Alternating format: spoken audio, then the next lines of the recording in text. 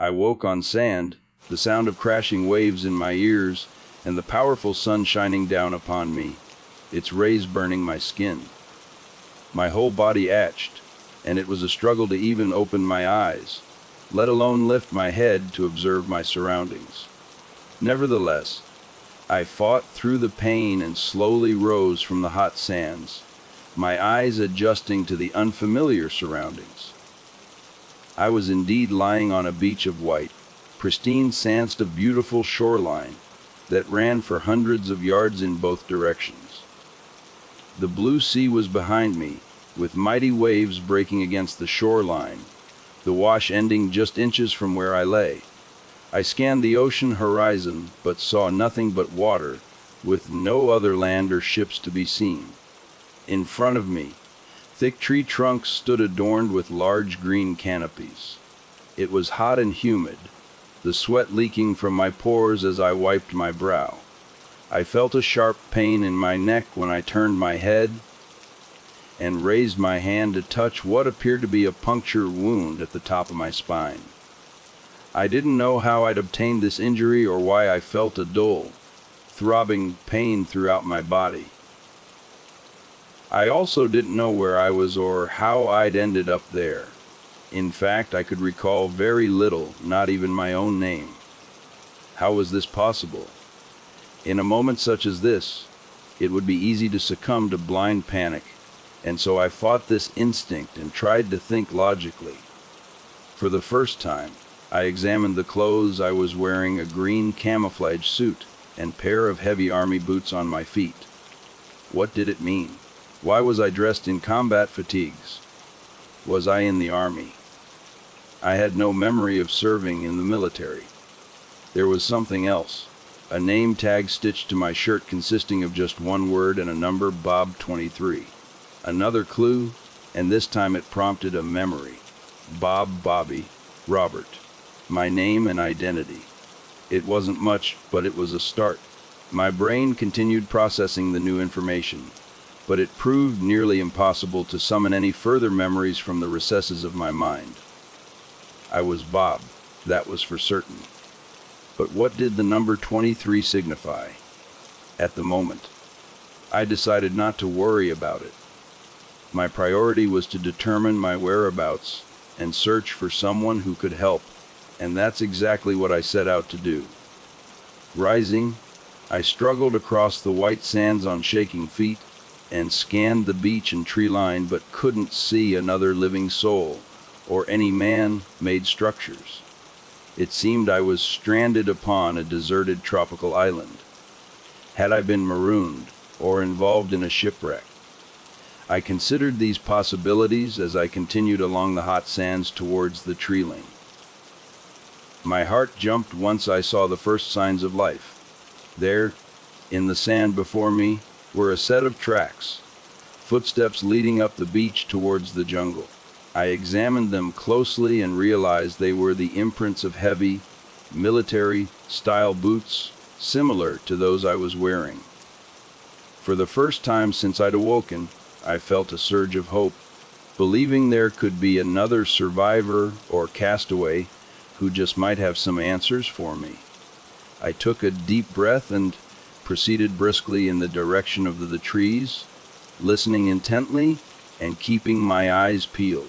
I heard birds chirping and insects buzzing, but it was only when I got within spitting distance of the forest that a figure emerged from behind the foliage, fighting through heavy vegetation and stumbling out onto the sand. At first I was startled, but when I looked at the newcomer's face, I almost keeled over in shock. The man who confronted me on the sands was my height, my build, and dressed in identical combat fatigues. But this wasn't what I found most unsettling. Rather, it was the fact that he was my exact double, staring back at me with the same eyes, nose, and mouth. All a perfect match. The man who'd emerged from the jungle was my doppelganger, and the name tag affixed to his shirt read, Bob 24. My jaw dropped. I stood there, frozen, staring at him for a long moment. My exhausted brain tried to make sense of this madness, to no avail. The wide-eyed look on my double's face told me he was, unsurprisingly, just as bewildered as I was.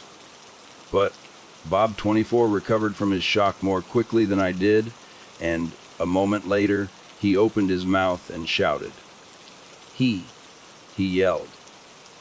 What the hell is this? Who are you? I shrugged my shoulders, not quite sure how to respond to his demands. I'm Bob, I replied with a shrug.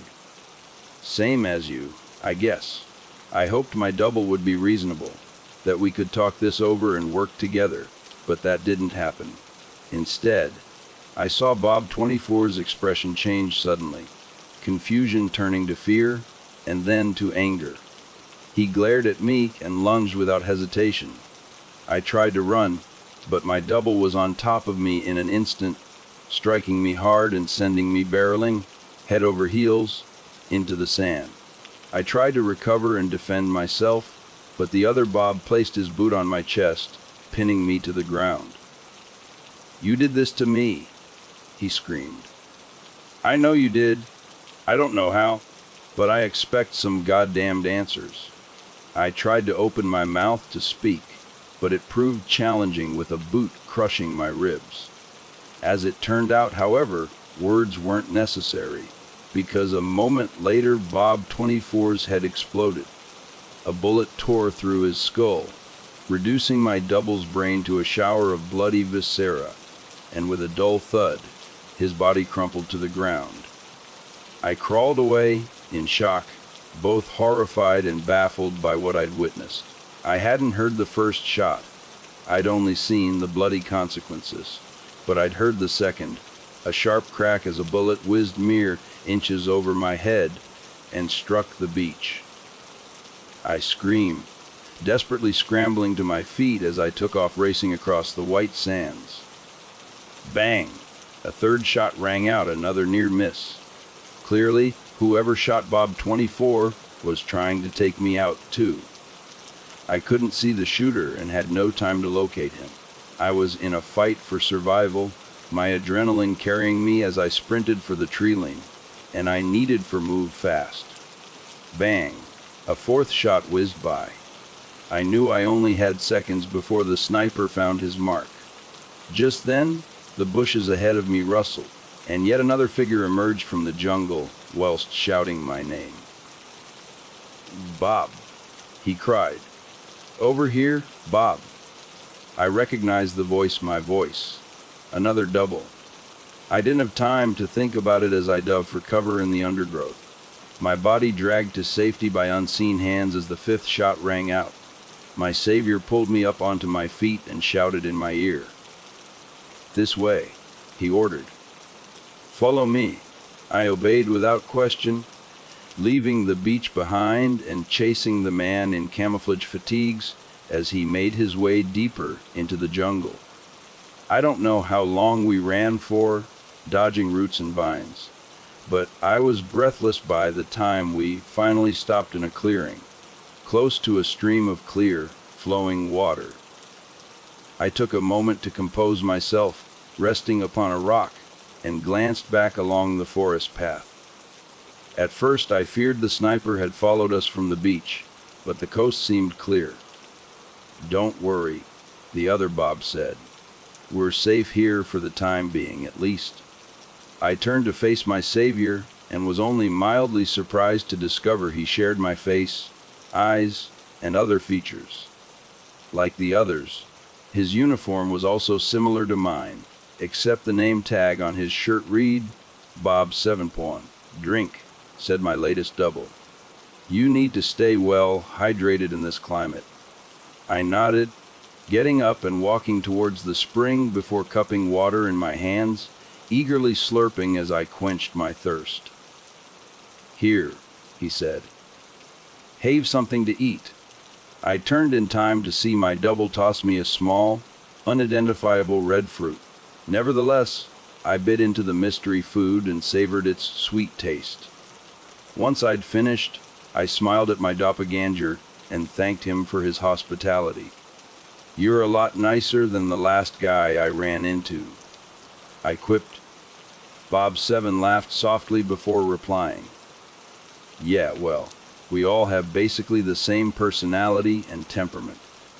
But some react with hostility when they first arrive on the island. As for me, I've been here a while now, 7 days and nights. To be precise. I raised an eyebrow in surprise, hardly believing this man had survived for so long. So, do you know what's going on here? I asked hopefully. Bob 7's smile disappeared. His expression darkened as he delivered his answer. We are the same, he explained. That is to say, we're copyist clones. There's an original Bob out there, and she has control over him. The rest of us are pre. You can't be serious, I said. It's no joke. Bob 7 continued. Thee drop us here in batches. You and your friend on the beach, Bob's 23 and 24, you were the latest batch. You survived, and he didn't. But the hunt never stops, and nowhere is entirely safe. My head spun, anxiety coursing through my frozen body. Surely it must be a lie. I was a real person, a human being and an individual, not a mere copy. How could that even be possible? My brain struggled to process what I'd been told. But how could I deny what was right in front of my eyes? I'd already encountered 2 doubles, and our assigned numbers implied there were others, multiple Bobs, that appeared virtually identical to one another. It would certainly explain why I had no prior memories. Still, it made no sense. Was cloning humans even scientifically possible? Perhaps, but surely it was prohibitively expensive, and besides, why would anyone go to such lengths? And who was the original Bob, and why was he important enough to duplicate? These questions and more swirled in my head, but my priority was survival. We're being hunted, I asked nervously in little more than a whisper. My double sighed, breaking eye contact as he sat on a nearby rock, staring at his mud-caked boots.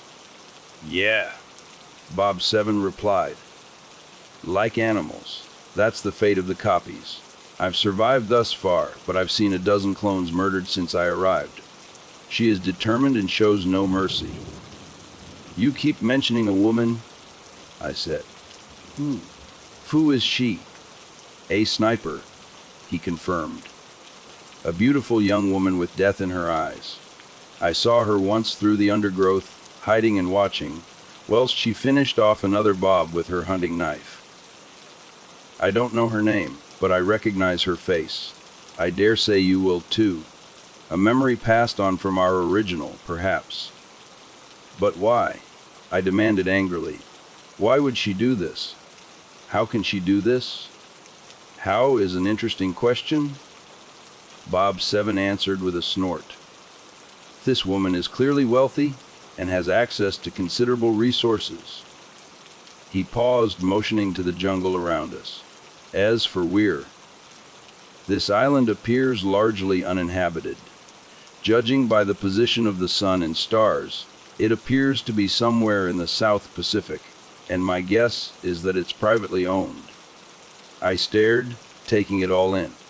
Once you consider the logistics and expense of making copies and transporting them here, Bob 7 carried on. The only logical conclusion is that the hunter is either very rich or comes from a wealthy family. As for why, well, that's more complicated. Given all I've seen and learned, I believe this is very personal for her. I can only speculate, but perhaps the original Bob did something terrible to her, a great betrayal, perhaps. She must be unable to kill him directly, and so she takes out her anger on us, the copies. I felt faint all of a sudden. I leaned against a tree trunk as I struggled to stay on my feet. After a moment, I shook my head, muttering in disbelief as I stared up at the thick jungle canopy. This is madness, I mumbled. Absolute madness. It certainly is, my brother, answered Bob 7. But I'm afraid this is our reality. He looked over his shoulder and carefully scanned the perimeter before continuing. "Now, Bob, we really need to get moving," he advised. "It's not safe to stay in the same place for too long." I didn't sense any immediate danger in our sanctuary by the stream, but I decided to follow Bob Seven's advice because he knew the island better than I did. "We'll take another drink before we leave," my double said. I watched as he walked towards the stream, kneeling down as he splashed water on his face. I went to follow him but froze in the clearing when I heard a loud rustling in the bushes to our right. A new figure emerged from the undergrowth, yet another Bob. I watched, nervously, as he scanned the clearing with a wild, half-crazed look in his bloodshot eyes. This one was dressed differently, clad in what appeared to be a ripped, soiled dinner suit, and there was no name or number displayed on his clothing. There was, however, a shock collar secured around his neck. I imagined this was the original Bob, or Bob 1, as he should technically be known. But I didn't dare speak his name aloud, nor did I want to do anything else to draw his attention. Sensing the danger I was in, I retreated behind the nearby foliage and hid from sight, just in the nick of time. Bob 7 wasn't so lucky. He was caught out in the open, still standing at the edge of the stream, when Bob 1 spotted him. The original Bob's eyes lit up when he found his quarry, and I expected violence to ensue. But instead of attacking his clone, Bob 1 shouted out to a yet unseen companion. "Mistress!" he cried. "I've found him, mistress!" "Come quickly." Bob 7 looked up, his eyes wide with terror, and prepared to run, but it was already too late. A stunning young woman emerged from the forest, simultaneously beautiful and terrifying. Her form was decidedly feminine, the natural curves of her body visible under her tight pantsuit and knee-length boots. Her long blonde hair was tied back in a bun, and there was a wicked smile on her ruby-red lips, not to mention a predator's gaze in her dark blue eyes. Bob 7 was right. The mysterious woman looked eerily familiar to me. I felt a longing for her, a memory from another life. But whatever residual feelings of affection I may have had were offset by my terror once I saw the deadly, scoped hunting rifle in her hands, and the razor-sharp Bowie knife hanging from her utility belt. But I wasn't her current target, Bob 7 was. He tried to flee, but the huntress raised her rifle and fired, striking him in the back. The clone screamed and collapsed into the mud. He was badly hurt but still alive, attempting to crawl to safety. To my shame, I made no attempt to save my companion, instead choosing to remain hidden in the bushes, watching the violence play out. I remained frozen in place as the huntress pinned her victim down, placed her boot on his back, and pressed down with all her weight. Bob 7 squealed in agony. I cringed at the sound. Next, she shouldered her rifle and withdrew the knife. Reaching down, she grabbed her victim roughly his hair. Pulling his head up, she whispered soft words into his ear and slit his throat. As Bob 7 lay there gasping, drawing his final, dying breaths, she stepped back, deriving a perverse satisfaction from his demise, and admired her handiwork. I covered my mouth with my hand in an attempt to prevent myself from screaming, but it seems I made a sound, because the hunters noticed my presence. "Mistress," Bob 1 called, pointing directly at me. "There's another one." The huntress didn't miss a beat, raising her rifle and aiming it directly at my chest. Meanwhile, I was frozen in abject terror, unable to move or speak. I knew there was no point in running, and so did the only thing I could. I braced for the worst. But the huntress didn't pull the trigger. Instead, she smiled cruelly, opened her mouth, and spoke. "Run." I did as I was told. I knew she was toying with me, allowing me a head start to make the hunt more interesting. She knew this island better than I ever could, and so would surely catch me in the end. Nevertheless, I ran as fast as my legs would carry me, darting through the jungle and doing my best not to trip over roots and vines as I heard her hateful cackling behind me. I realized my chances of survival and escape were slim to nil, but I had to try. Even if I was a clone, I didn't want to die there. I ran until I reached the edge of the jungle, emerging onto another beach of pure white sands. Immediately, I realized this wasn't the same beach I'd come from. Before me, the deep blue sea stretched on endlessly in all directions. Escape was futile. I fell to my knees, looking up at the blue sky and the fierce sun above, and let out a wail of sheer desperation. This was a mistake, of course, as my scream alerted my pursuers to my location. Bob One was the first to emerge from the forest, sprinting onto the sands and pointing excitedly in my direction. It appeared that the original Bob served in the capacity of a hunting dog, seeking out prey for his master. And upon finding me, he shouted enthusiastically to alert her to my presence. "Mistress," he shouted, "I've found him. He's here for the taking." I'm not sure what exactly came over me in that moment, but my fear transitioned into murderous rage in seconds. I surprised the original Bob by launching myself across the sands towards him, screaming bloody murder. The childlike enthusiasm in Bob One's eyes disappeared in an instant, replaced by a look of sheer terror as he attempted to flee. But I got the drop on my original, knocking him down and placing my heavy boot on his chest. Bob One squealed like a pig, his eyes wide as he pled for mercy. "Please," he cried. "Please, Bob, don't hurt me. I'm just like you. I didn't buy it." It didn't matter that he had my face, my body, and my voice. He was the enemy.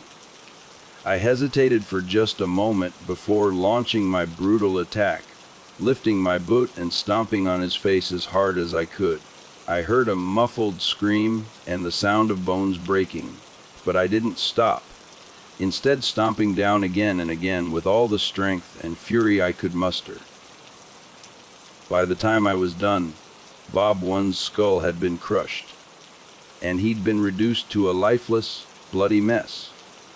I took in the gory results of my murderous assault, and was disgusted by what I'd just done to another human being.